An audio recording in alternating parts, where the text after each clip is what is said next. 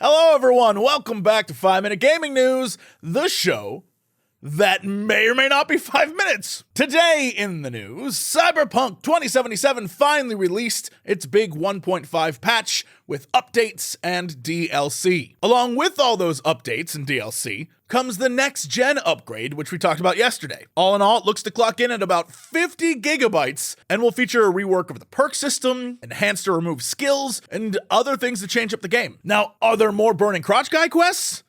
No, sadly. They can't get everything right, but it will have a rebalanced combat system, changes to the way the world reacts to you, improved quality of life changes, map overhauls, and tons of graphical rework. All this is to say, my excitement is very high for my friends who are strictly console players.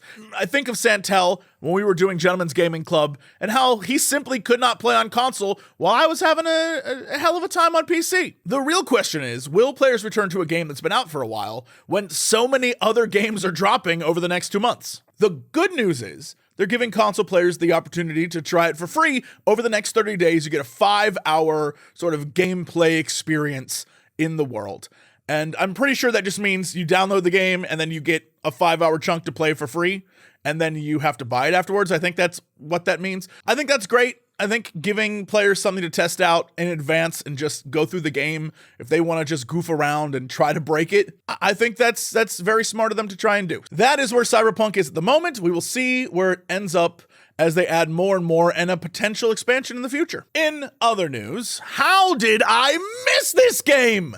A time-traveling detective FMV game from Square Enix? While the big news from the Nintendo Direct for the rest of the world was mouthful mode and paid DLC for Mario Kart, Japan was getting a glorious FMV game about an up-and-coming mystery writer tracking down a secret group that's killed members of the Shijima family over the span of the last century. To solve the Centennial case, a Shijima story, according to the trailer, you must transcend time and relive past murders. It's got all the tropes, even a mind palace. And of course, it does that thing where everyone in the cast plays different people in different time periods. So 1922, 1972, and 2022. As someone who never stopped loving FMV games and is always here for a mystery or like a good detective story, this game, I am ashamed that it flew under my radar. I am blown away by this. Very excited. It looks to be coming out in May, and so we will definitely be doing something with it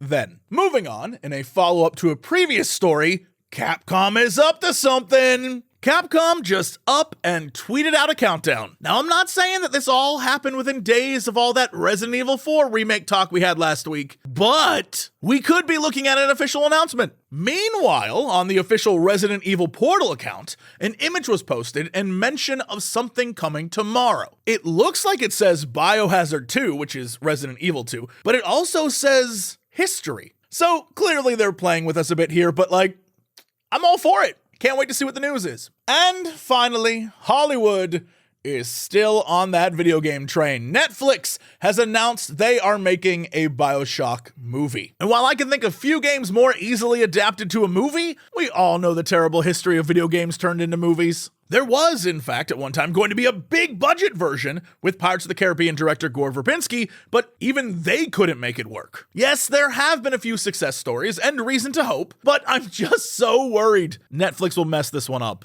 Their track record for pleasing fandoms is not great. But if they do it right and they keep it simple, there is potential here, so would you kindly not fuck this up? Anyway, that's it for the news. Thank you so much for tuning in and liking and subscribing and thumbs upping and belling and all the things that I beg you to do every single episode. Also, thank you to everyone on patreon.com/Jesse Cox for your support as well. You make it so that we can do this kind of stuff and not have to worry about anyone liking it, except for you guys, which is good for me. Speaking of people that are good for me, Johans B., Stephen Whittle, and Jonathan O'Brien, thank you so much. That's it, and I will see y'all tomorrow.